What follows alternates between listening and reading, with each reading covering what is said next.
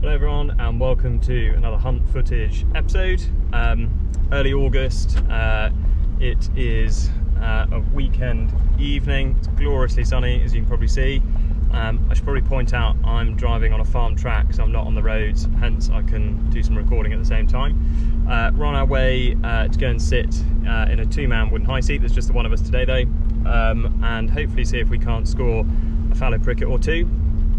Also in this high seat there is quite a healthy population of muntjac nearby, and we have got a couple of orders for some muntjac haunches and loins, so if one or two of those presents themselves and doesn't look like we're going to get any fallow, we may take a shot on one of those.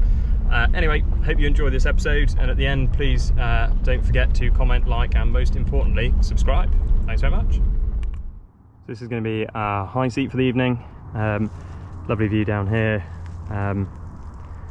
This woodland just ahead of us. We typically see the muntjac sort of down in this corner down here, and the fallow tend to come out sort of anywhere from about here to just beyond those trees. So let's see what comes out first and what we can get on the menu.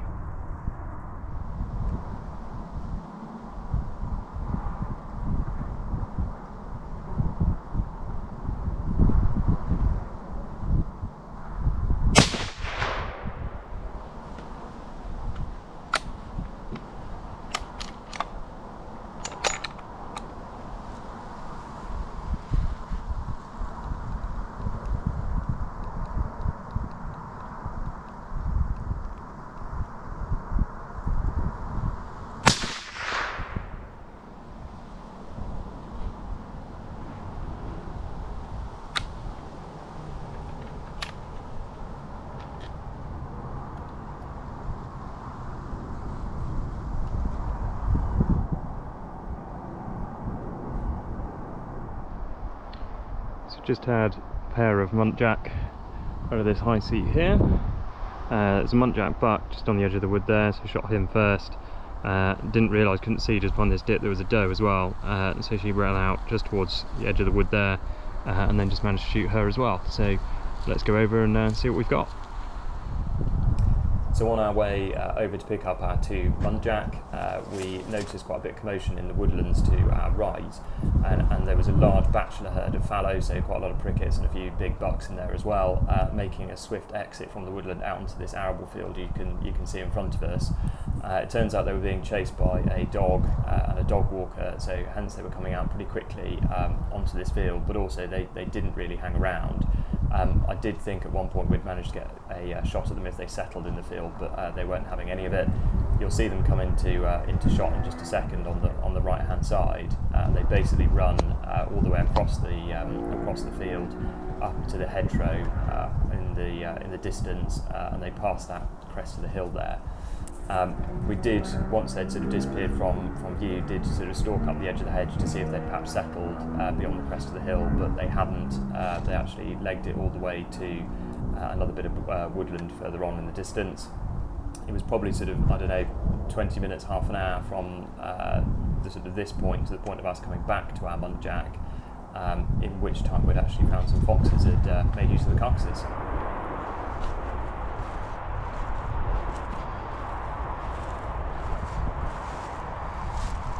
Here's our muntjac buck. So you always tend to, with muntjac, just plug them straight through the shoulder. Not a particularly big animal, and never really tend to stand still too long. So I tend to find if you go for a sort of shot back here, inevitably they're either moving or quartering, and you end up just nicking the back of the front of the abdominal cavity, the back of the lungs, which makes the whole carcass a complete mess. So I tend to always sort of put the bullet right on the front of the shoulder, which is what this one's done. Sorry, light's fading a little bit, otherwise probably get you a bit of photo. As you've probably seen by some of the footage, as we were on our way to collect this chap, bumped into a huge group of fallow that were pushed on by a dog walker. It is now in August, so we could have gone after them, but they were pretty spooked by the dog walker, so we left them be. Anyway, we'll get this one back to the larder and might do a follow-up there. Hello everyone and welcome to the sort of conclusion of our video. This is one of our muntjac. This is actually the muntjac buck, back in the larder and skinned. Weighed in at 10 kilos. Would have been nice if he was 20. We didn't actually end up retrieving the Muntjac doe, because as you'll have seen on some of the footage, when we were on our way to collect both the Muntjac, we got slightly distracted by some fallow. And by the time we then came back to the Muntjac, there was actually a pair of foxes on the Muntjac, and so one of the carcasses went straight into the hedge, unfortunately, but this is the buck that made it back. So as I mentioned earlier in the footage, if the Muntjac is on the move, I tend to pin them through both shoulders, or at least through one of the shoulders. This was shot with a 110 grain TTSX bullet, and I appreciate this has gone through the shoulder, so it's done a fair amount of damage.